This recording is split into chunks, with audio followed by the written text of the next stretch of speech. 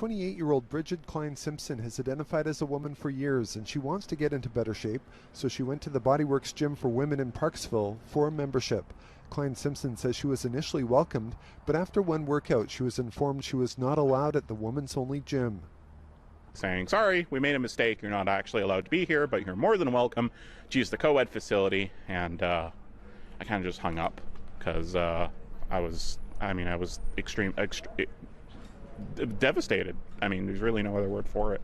Klein Simpson changed her gender and name legally close to 2 years ago, and she's been on hormone replacement therapy for more than 3 years. She says she wants to work out at a women's only gym where she will feel comfortable, unlike her experiences at gyms while in university.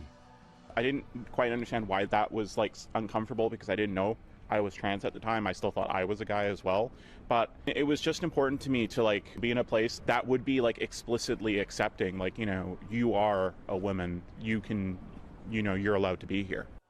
The gym's owner says members have a diversity of sexual identities, but he believes Klein Simpson would fit better at their co-ed gym where there are gender-neutral change rooms. Do we pick the comfort of the transgender person, and they may not be as comfortable with the co-ed gym, but at least that's an alternative? Or do we pick the comfort of the young girls that are working out there? They may not feel comfortable.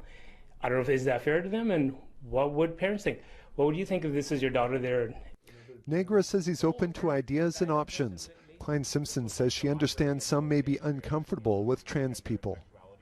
I mean, all it takes is education. I mean, you know, like once you understand, you know, like trans women are women, trans men are men, non-binary people are who they say they are, and I mean, it's as simple as that. Like, and if you're still if you still feel uncomfortable after that, I mean that's on you. She's going public because she doesn't want this to happen to other trans people. She says she's considering a complaint to BC's Human Rights Tribunal. Well, it's not on us. It's on you. You can't, look, you can identify as whatever you want.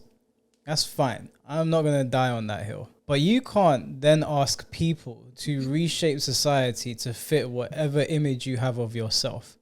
You have to understand that there's a level of narcissism here. There's little girls working out in that gym. There's women working out in that gym. They don't want somebody that is not a biological woman in their gym. Why is that hard to understand? Why is it all about you? What about all the people in there that are made to feel uncomfortable by it? What if we do get educated on it and we're still like, they don't want you in there?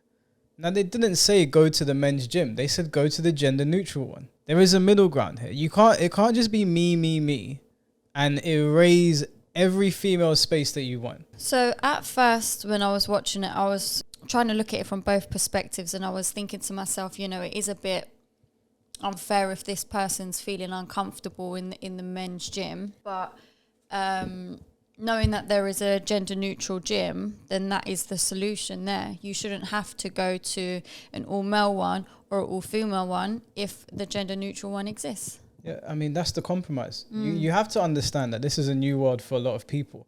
And a lot of women are not comfortable with it, even if they won't speak up. We've discussed before, women tend to be very agreeable. So if you tell a bunch of girls that this person's coming into your gym, more often than not, they're probably just going to stand there and say nothing, even if they feel uncomfortable about it. You're not going to get that same reaction from men. I can tell you that right now. Men are a lot more disagreeable than women. If they feel like that they want to push back on something, there's going to, not all men, there's probably going to be most that are quiet, but there's going to be a couple in there that are not going to have it. So it's easy to push these things on women when they're not comfortable with it. But at the end of the day, you have to accept that there is a level of narcissism here, that you think that the entire gym should bend to your will because of how you self-identify. Not that anybody is stopping you. You can identify however you want. People don't have to react the way you want. And it's not about education. You have your views. You think you're a woman. Those women don't think you're a woman, and that's why they feel uncomfortable. It's a very, very, very, very easy concept to grasp.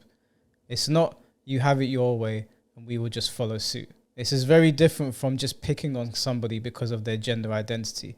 I wouldn't support that. I wouldn't support going out and actively attacking somebody, especially when a lot of people think that, a lot of people that don't agree with the gender, the trans movement or people that are trans, some people think that it's a mental illness. And if you think that, then why would you go and attack someone like that?